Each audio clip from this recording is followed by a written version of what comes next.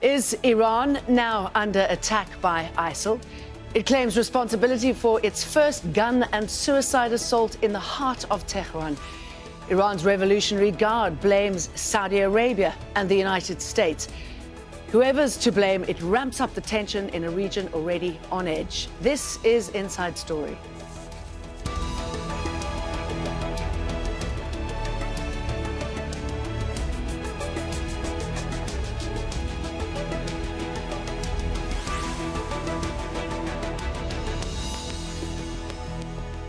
Hello, I'm Jane Dutton. Welcome to Inside Story. Iran is vowing revenge following two attacks in Tehran on Wednesday. Isil says it's responsible and is promising more Iranian attacks. Iran's intelligence agency said the attackers were Iranian citizens committed to acts of terror. The Iranian foreign minister says Donald Trump's reaction to the attacks is repugnant. The US president said states which sponsor terrorism risk falling victim to the evil they promote. Rob Matheson has more. Isil says it's carried out an attack inside Iran for the first time. The armed group says it's behind the shootings at Iran's parliament in Tehran and a suicide bombing in the south of the city at the tomb of the leader of the Iranian Revolution. These firecrackers that happened today will not have the slightest effect on the will of the people. If Iran had not confronted terrorists in other countries, it would have faced more attacks in Iran. Isil has posted a video online. It says the pictures are from inside the Iranian parliament and show a man being shot. More than a dozen people have been killed. US President Donald Trump offers prayers for the victims, but says the responsibility lies with Iran. In a statement, he says, states that sponsor terrorism risk falling victim to the evil they promote. Iran's Revolutionary Guard says Saudi Arabia is to blame. In order to know who is behind the attacks, we need to go back and revisit who attacked Iran in the past. Some Saudi officials threatened to take the war inside Iran, just like Trump did. In May, Hassan Rouhani won a second four-year presidential term after campaigns which focused on improving the economy. Now the government has to deal with a new threat from within Iran itself. Rob Matheson, Al Jazeera.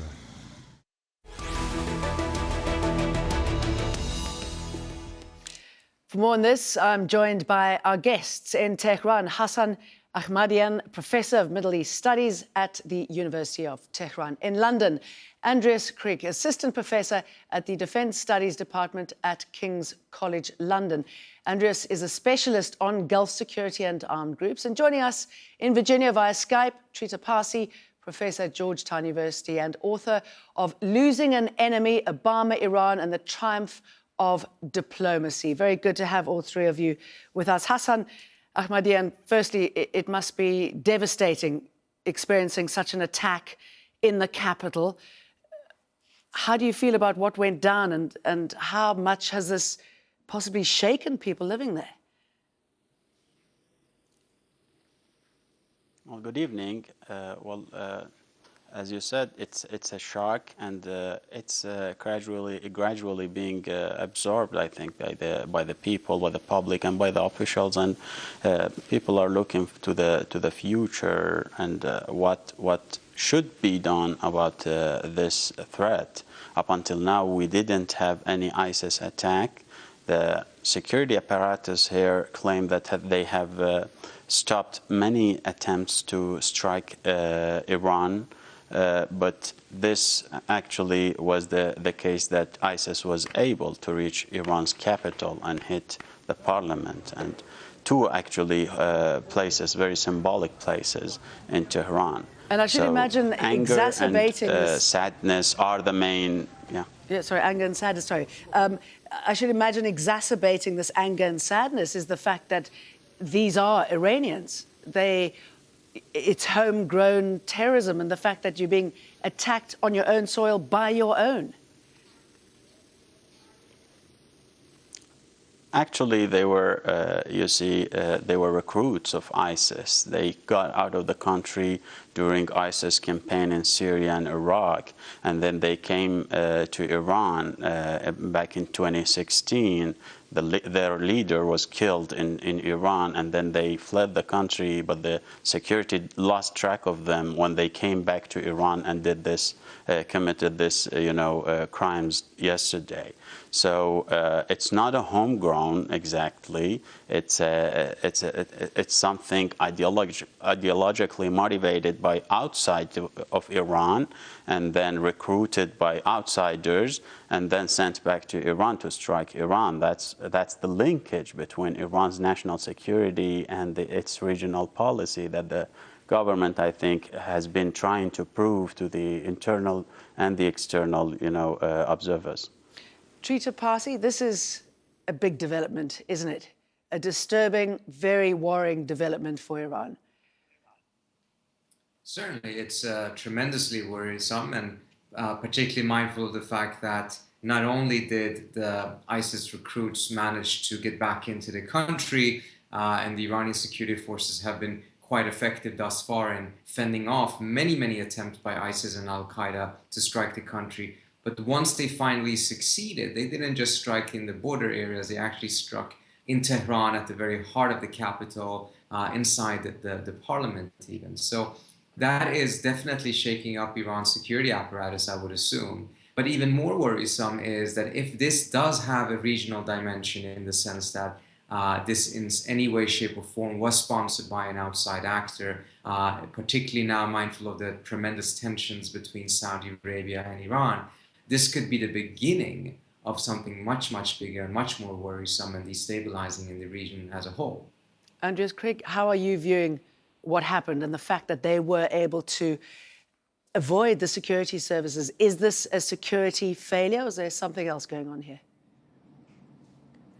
Well, I think it is not a security failure, because for a long period of time, Iran was able to secure its borders and was able to secure its people inside of Iran. The counterterrorism strategy of Iran has been one for many years that is one of delegation and externalization. So that we call it a campfire strategy, whereby you try to keep the terrorist threat away from home by fighting terrorism overseas. So that kind of explains the campaigns in Syria and Iraq, where Iran has been very much invested into a counterinsurgency and counterterrorism struggle, mostly against jihadist groups as well as terrorist groups. But you have to also see this within the wider dimension of the Iranian or Persian Arab conflict, the rift between Saudi Arabia and Iran.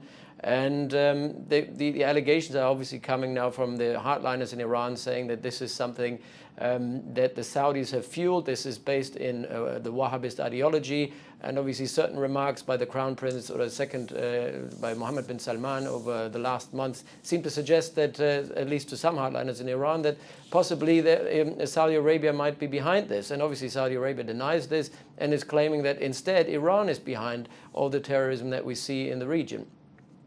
Hassan, is that the feeling now that actually, whoever recruited them, at the end of the day, this is because of the relationship with Saudi Arabia, or lack of a relationship? Yeah, well, the indications that we've had from Saudi Arabia during the past month, actually, and 2nd of May, the Deputy Crown Prince spoke about taking the fight inside Iran. And then Adel Jubeir, just a couple of hours before the ISIS stroke, he tweeted about Iran's sponsorship of terrorism and his, very well-known claims against Iran.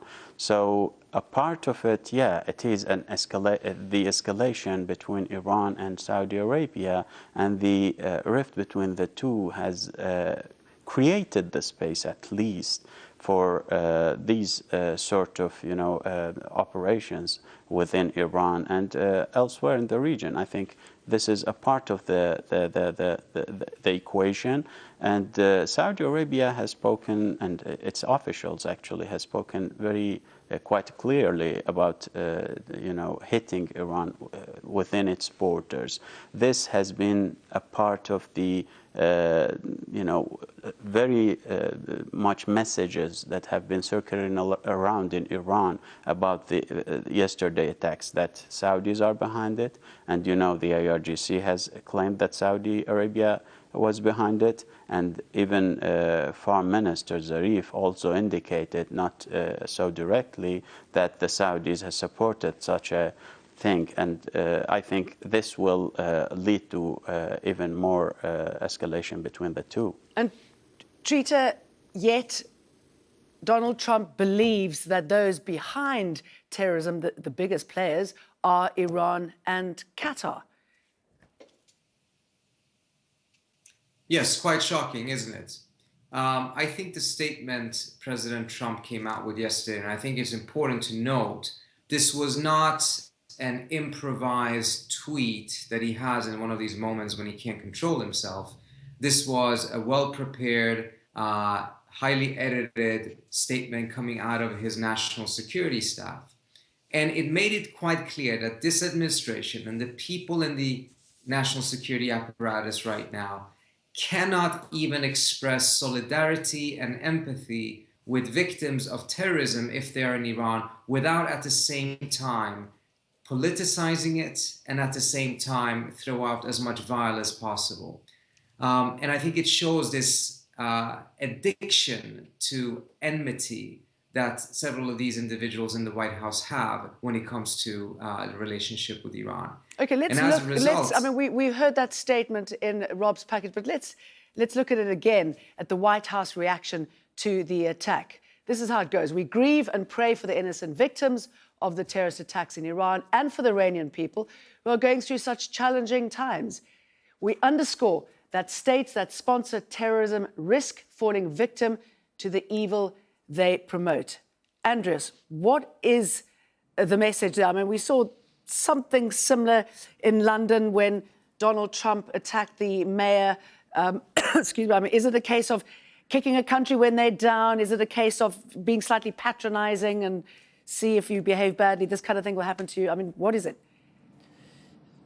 I mean, yeah, in London it was slightly different. I think it was probably Donald Trump didn't really understand what was going on, and he kind of took it out of the context. It was one of these uncontrollable moments. When it comes to Iran, it was definitely, I agree, that was not an uncontrollable moment. That was very deliberately saying, you know, this is part of the United States, of the new administration's foreign policy in the Middle East, by clearly making out Iran as the absolute evil that has to be fought. And that's why, you know, the alignment between the United States and the GCC countries at the moment, that's at least what Trump was trying to do, trying to build an alliance against Iran.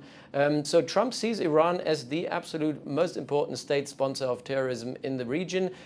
He's supported there with conservative circles in the Republican Party, as well as conservative circles within Israel, who all seem to suggest that Iran is the absolute evil, and then thereby obviously missing the point that a lot of the evil, particularly if you look at Salafi jihadist terrorism, that is ISIS, that's Al-Qaeda, and many of the other jihadist groups, they're actually originating in Sunni extremism, in Wahhabi Salafi ideology. They don't originate in Iranian or in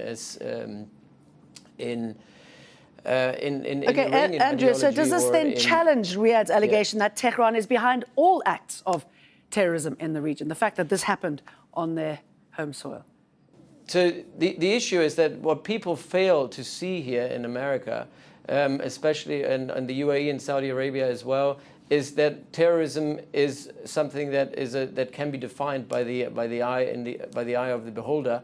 And they don't understand yet that terrorism has very many different aspects to it. So we see, for example, when we see terrorists, there's terrorist ideology, there's terrorism against individuals, such as we see in the Salafi jihadist groups, and then we have other groups who use terrorist activities against mostly military targets, and that's how the Shia militias are using them, or how Hezbollah has been using them, particularly against military targets in Iraq or in Syria, or against military targets in Israel. And that's slightly different from the kind of Salafi jihadist extremism that we've seen being sponsored by Saudi Arabia or being supported by the Wahhabist ideology that comes out of Saudi Arabia and the Gulf. That tweet that you were talking about, the Iranians have criticized it, including a US senator from Connecticut, about this tweet, and he criticized the White House. Chris Murphy said, By the way, an inexplicable anti-Qatar rants and bizarre Iran sympathy insult statement, Trump Middle East policy coming fully off the rails this week. Hassan, what is your response to those comments by Chris Murphy that the Middle East policy under Donald Trump is coming off the rails? Well, the debates that has been here is that Donald Trump is misleading his Middle East partners against with the rhetoric that he's conveying to them against Iran.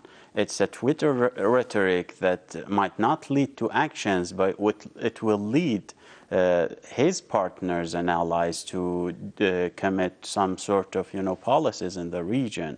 And lots of people has been speaking about the misleading points that he has made in Riyadh and on Twitter that has led Deputy Crown Prince and other officials in Saudi Arabia to speak this harshly against Iran and to try to isolate Qatar as well, which is actually something beyond rationality.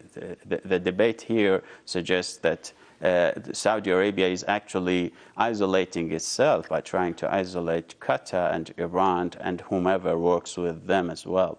So Trump's Middle East policy is indirectly harming the stability in the region and creating more mess in the already hostility and rivalry-driven region. Okay, let me put that to treat. I mean, is this Trump's policy playing out? I know that there were many, particularly in Iran, who said the minute Trump came to the region, a relatively peaceful part of the world, everything's gone awry. Do you think that this is yet another shockwave of that visit? I do believe that what Trump is doing right now is helping destabilize the region. I think it's important to note, for instance, when he's pointing to Iran as the sole source of evil or terrorism in the world, according to the Global Terrorism Database, 94% of all victims of terrorism since 2001 have been at the hands of Wahhabi or other forms of Sunni terrorists, not by the type of things that Iran has been involved in, particularly in the 1980s and 90s. And this rhetoric from the US side is very reminiscent from the approach that the Clinton administration took in the mid-1990s, in which it also was pointing to Iran as the real source of instability in the region. And the reason for that was because at that time, the Clinton administration was trying to create a new order in the region under the doctrine of dual containment, which was based on the centrality of Israel, Egypt, and Saudi Arabia. It succeeded with that, and its main opponent was Iran. And in order to be able to isolate Iran, everything that was wrong with the region was Iran's fault. Now, the Trump administration is using that rhetoric again precisely for the very same reason. He has bought into the idea that the Israelis and the Saudis have been arguing for more than 10 years now, that the United States needs to revert back to that posture. Incidentally, the American-led order was destroyed by the United States itself by going into Iraq and failing so miserably. And the Saudis and the Israelis have been arguing for quite some time that the US needs to restore that order, isolate Iran, and essentially provide a security umbrella for its key allies that are under Pax Americana. As long as the United States is seeking a position of hard hegemony in the region, Iran will be its main opponent because the Iranians oppose external hegemony in the region, and the United States will blame everything that goes wrong on the Iranians, whether it's true or not. Andreas, where does this leave Iran now? We know that in the GCC, Fallout Bahrain has asked Qatar to step away from Iran. Obviously, we're not sure how that's going to play out. But militarily and politically, what can Iran do now? Because they work very closely with the US on the battlefield to fight Isil. Very good point. I mean, Iran, we have to understand one thing about the GCC, and this is something that I've raised many times, is that when GCC countries fail to keep their own house in order and other Arab countries keep their house in order, the Iranians have always looked for ways to come in and help those communities that are disenfranchised and that feel alienated. And that happened in Bahrain, that happened in Saudi Arabia, that happened in Yemen, that happened in Iraq. So when minorities, not only Shia minorities, but particularly Shia minorities have been alienated and sidelined in Sunni majority Arab countries, the Iranians have found always a very fertile ground for intervention, very clandestine intervention, and to various degrees.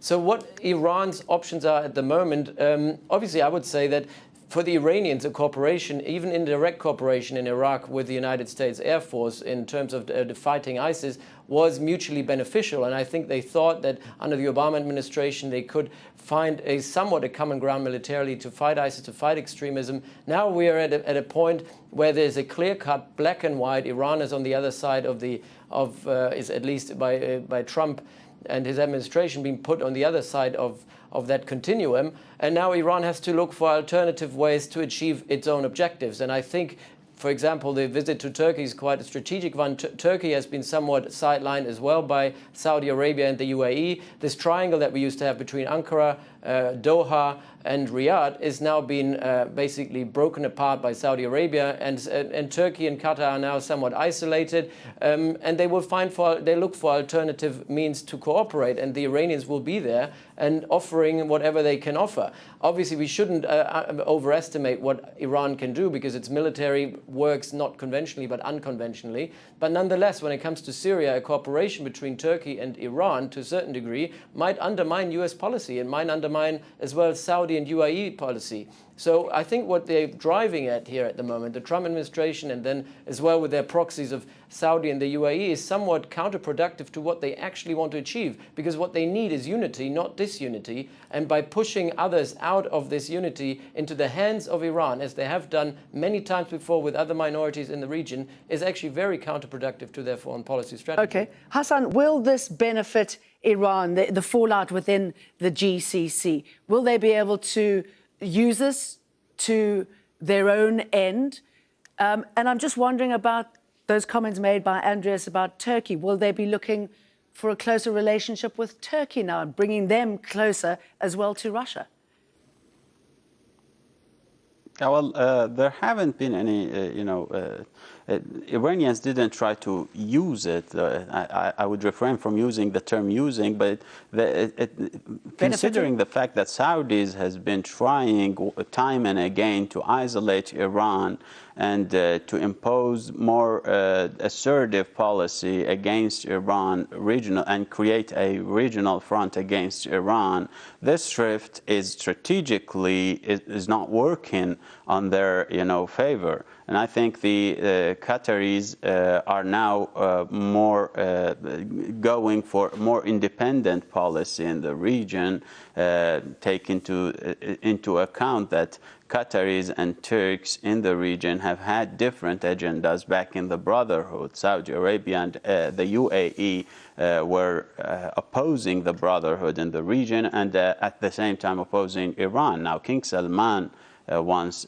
came to the power, he prioritized Iran, bringing Qatar and Turkey on board, or trying at least to bring them on board. Now, this rift is, splitting this, creating this split within the anti-Iran front, and I think that Hassan in Ahmadian, itself, without Iran even trying to use it, is something in its favor. Hassan Ahmadian, thank you very much. Thank you to Andreas Krieg and to you, Trita Parsi. And thank you as well for watching. You can see the programme again anytime by visiting our website. That's aljazeera.com. For further discussion, you can go to our Facebook page, and you can find that at facebook.com/AJ Inside Story. You can also join the conversation on Twitter. Our handle is @AJ Inside Story. And from me, Jane Dutton, the rest of the team, thank you for watching.